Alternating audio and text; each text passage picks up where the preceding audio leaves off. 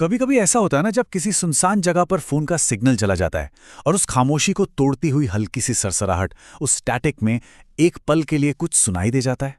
कुछ ऐसा जो शायद हमारी इस डिजिटल दुनिया का हिस्सा नहीं है। हम में से ज्यादातर लोग इसे बस एक टेक्निकल ग्लिच मान के भूल जाते हैं, पर कभी कभी एक अजीब सा एहसास होता है, जैसे हमने कुछ ऐसा सुन लिया है जो इंसानी कानों के लिए बना ही नहीं था। तो सवाल यही है, हमारे चारों ओर फैली इन ना दिखने वाली तरंगों के बीच, इस शोर के पर्दे के पीछे आखिर कौन से राज छिपे हैं?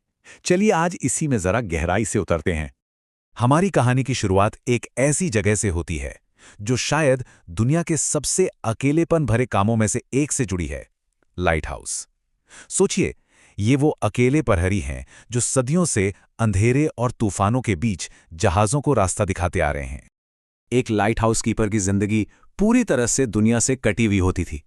उन्हें दूर दराज के द्वीपों और चट्टानों पर तैनात किया जाता था, जहां पहुंचना ही अपने आप में एक चुनौती थी। उनका पूरा दिन लैंप में तेल भरने, उसकी बत्ती को ठीक करने और मशीनों की देखभाल करने में निकल जाता था। उनकी पूरी जिंदगी बस समुद्र के रहमों करम पर थी। और इसी गहरे अकेलेपन के बीच एक बहुत ही अजीब और डरावने रहस्य ने जन्म लिया। बात है साल 1900 की।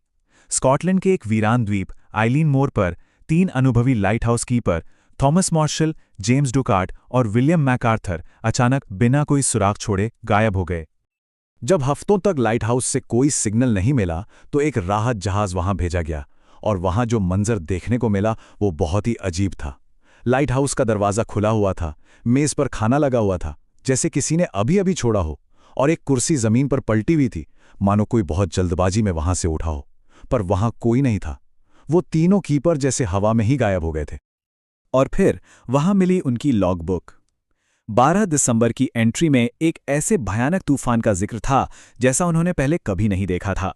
उसमें यह भी लिखा था कि एक कीपर जो अपनी हिम्मत के लिए जाना जाता था, वो भी रो रहा था।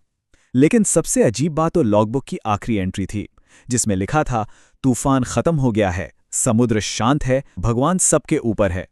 मजे की बात यह है कि आसपास के किसी भी द्वीप पर उस दौरान किसी भी तूफान की कोई खबर ही नहीं थी। तो वो कौन सा तूफान था जिसने 3 तजुर्बेकार लोगों को इतना डरा दिया था? आइलीन मोर का ये रहस्य हमें एक बहुत बड़े सवाल की ओर ले जाता है। क्या कुछ ऐसी अनदेखी ताकतें हैं जो हमारी दुनिया को प्रभावित कर सकती हैं? उस जमाने में ये एक इंसानी रहस्य था, लेकिन आज की हमारी टेक्नोलॉजी से भरी दुनिया में यही सवाल एक नया रूप ले चुका है। इस घटना को इलेक्ट्रोमैग्नेटिक घोस्ट का नाम दिया गया है। ये वो विचार है कि कभी-कभी कुछ अलौकिक चीजें हमारी टेक्नोलॉजी में दखल दे सकती हैं। इसका सबसे मशहूर उदाहरण है ईवीपी, यानी इलेक्ट्रॉनिक वॉइस फिनोमेना, जिसमें ऑडियो रिकॉर्डिंग में ऐसी रहस्यमयी आवाजें सुनाई देती हैं जो उस वक्त वहां थी ही नहीं। या फिर कभी-कभी रेडियो या टीवी पर अचानक से शोर का बढ़ जाना भी इसी का एक रूप माना जाता है। तो आखिर एक सामान्य सिग्नल और एक अजीब यानी विषम सिग्नल में क्या फर्क होता है? देखिए, एक सामान्य सिग्नल बिल्कुल साफ होता है, हमें पता होता है कि वो कहां से आ रहा है और वो एक तय पैटर्न में चलता है। लेकिन एक विषम सिग्नल वो अजीब होता है, वो कहां से आ रहा है किसी को नहीं पता होता, और उसमें ऐसी फुसफुसाहट या कोड हो सकते हैं जिनका कोई मतलब ही समझ नहीं आता। लेकिन ये अजीब सिग्नल सिर्फ कहानियों तक ही सीमित नहीं है। हमारी असली दुनिया में एक ऐसा ही रहस्य दशकों से मौजूद है जो हमें सीधे जासूसी और गुप्त युद्धों की दुनिया में ले जाता है। पहले विश्व युद्ध के समय से ही शॉर्टवेव रेडियो पर कुछ बहुत ही रहस्यमय प्रसारण होते आए हैं। इन्हें नंबर स्टेशंस कहा जाता है। इन स्टेशनों पर कुछ नहीं होता सिवाय एक आवाज के, जो बार बार एक लय में नंबरों की एक लंबी लिस्ट दोहराती रहती है। तो इन स्टेशनों का असली मकसद क्या है? ज्यादातर विशेषज्ञों का मानना है कि ये असल में जासूसी करने का एक तरीका है। सरकारें और खुफिया एजेंसियां इनका इस्तेमाल दुनिया भर में फैले अपने जासूसों को गुप्त संदेश भेजने के लिए करती हैं। और ये सिस्टम काम कैसे करता है? बहुत ही शानदार और सुरक्षित तरीके से। जासूसों को एक वन टाइम पैड दिया जाता है, जो एक तरह की सीक्रेट कोड बुक होती है। जब स्टेशन पर नंबर सुनाए जाते हैं, तो जासूस उस पैड का इस्तेमाल करके संदेश को डिकोड कर लेता है। हर पैड का इस्तेमाल सिर्फ एक ही बार होता है और फिर उसे नष्ट कर दिया जाता है। इसी वजह से इस संदेश को पकड़ना और तोड़ना लगभग नामुमकिन हो जाता है।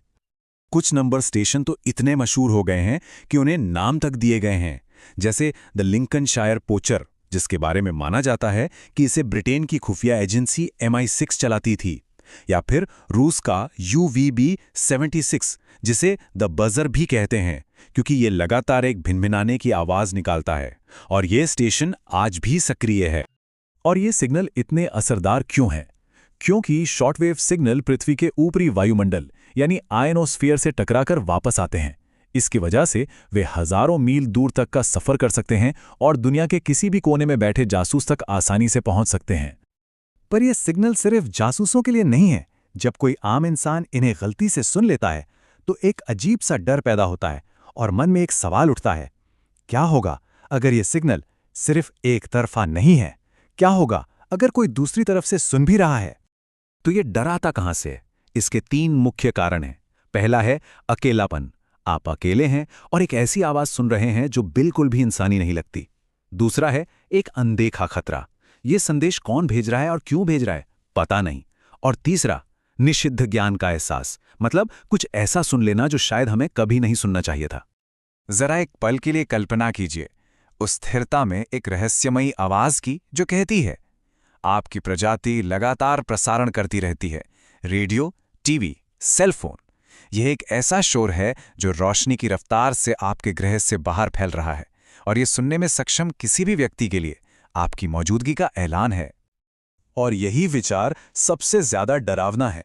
हम हमेशा उन सिग्नलों को सुनने की कोशिश में लगे रहते हैं जो बाहर से आ रहे हैं। पर क्या होगा अगर असली खतरा उन सिग्नलों में है ही नहीं जिन्हें हम सुनते हैं, बल्कि उनमें है जो हम खुद हर पल भेज रहे हैं? क्या होगा अगर सबसे डरावना सिग्नल वो है जो हमें सुन रहा है? आइलीन मोर के वीरान लाइट हाउस से लेकर शॉर्टवेव के गुप्त संदेशों तक ये अनसुनी आवाज़ें हमें याद दिलाती हैं कि हमारी दुनिया में बहुत कुछ ऐसा है जो हमारी समझ से परे है। तो अगली बार जब आपके रेडियो में स्टैटिक की आवाज़ आए तो एक पल के लिए रुककर ज़रूर सोचिएगा, संकेतों से भरी इस दुनिया में और कौन सुन रहा है?